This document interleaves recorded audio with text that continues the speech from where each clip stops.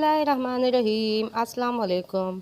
आज हम बनाने लगे हैं आलू के कटलेट्स। बहुत ही क्रिस्पी बनते हैं और इसी से हम बर्गर भी बनाना बताएंगे। तो चलिए रेसिपी शुरू करते हैं।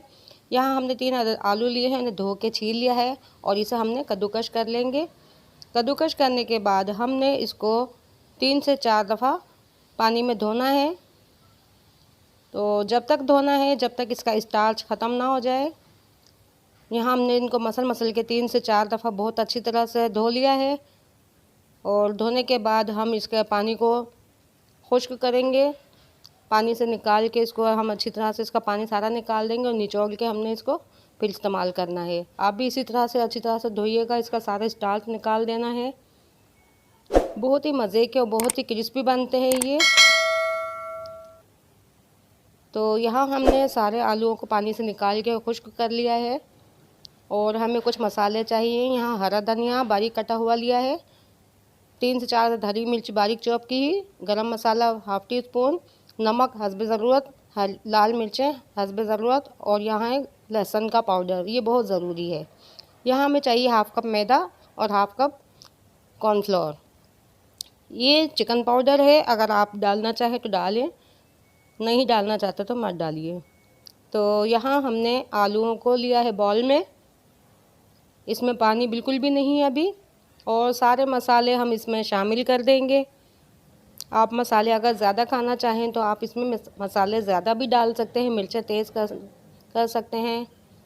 यहाँ हमने सारे मसालों को अच्छा सा मिक्स कर लिया है। पहले मसालों को मिक्स करने के बाद हमने मैदा और कॉर्नफ्लोर जो निकाल के रखा है वो इसमें शामिल कर देंगे।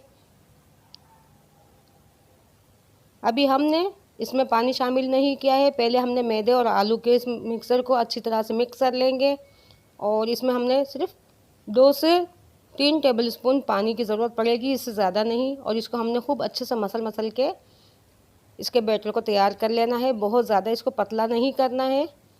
तो आपको दिखाते हैं, ये देखिए, ये इस तरह से हम दबा के देखेंगे तो ये हमारा अच्छी तरह से बंद हो रहा है, तो इसका मतलब हमारा बिल्कुल ठीक बना है ये। यहाँ हमने ऑयल गरम करना रख दिया है।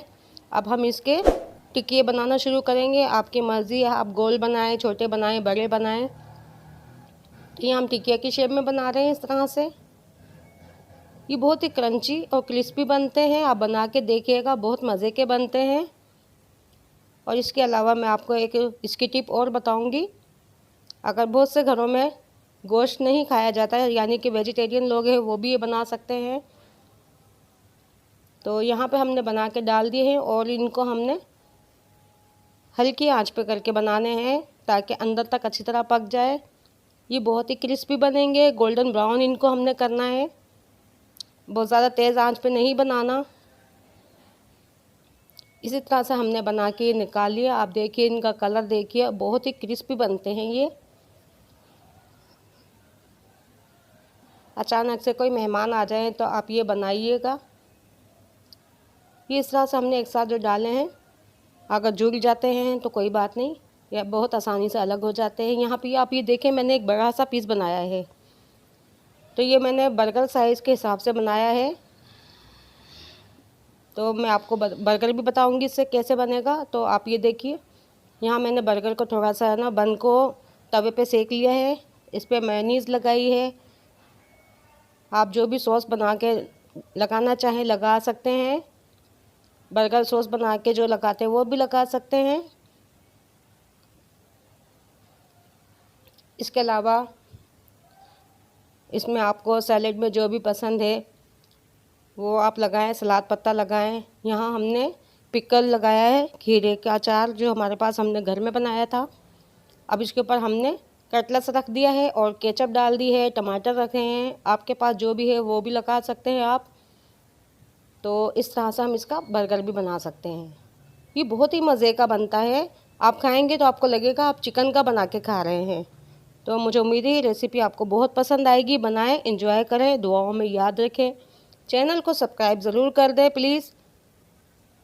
तो आप ये देख सकते हैं अंदर से भी ये कितना मज़े का बना होगा, आप अंदाज़ा लगा सकते हैं। तो मुझे इजाज़त दीजिए, दुआओं में याद करें। अल्लाह हाफिज़।